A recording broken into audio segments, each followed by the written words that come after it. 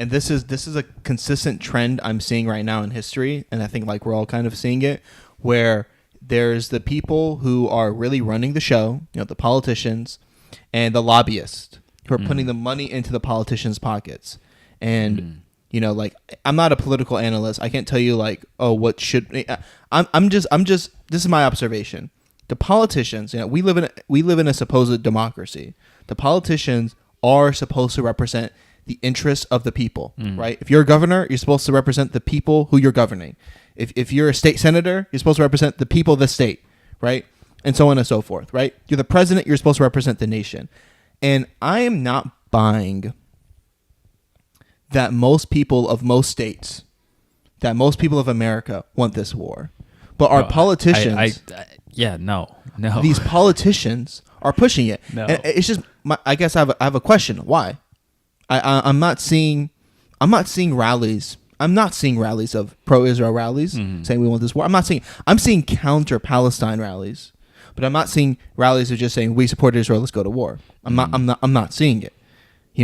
It's just I just want like no one wants yeah a full blown like boots on the ground attack on Gaza. They might want all of that land, right?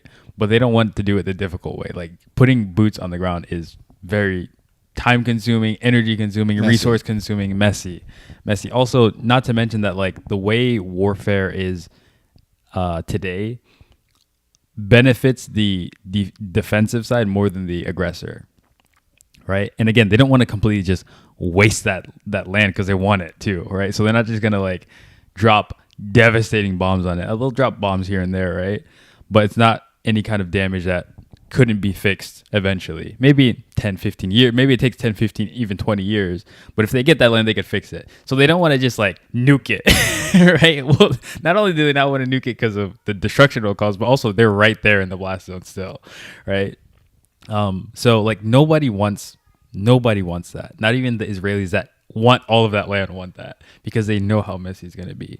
Again, I said that thing about warfare benefiting the person who's on the defensive rather than the aggressor. And so I think if they put boots on the ground, they are going to get clapped. Like they're going to get waxed, absolutely waxed.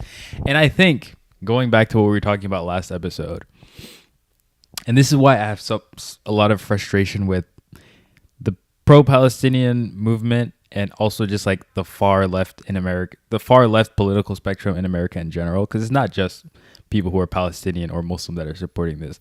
A lot of like far left people on the political spectrum are supporting this too.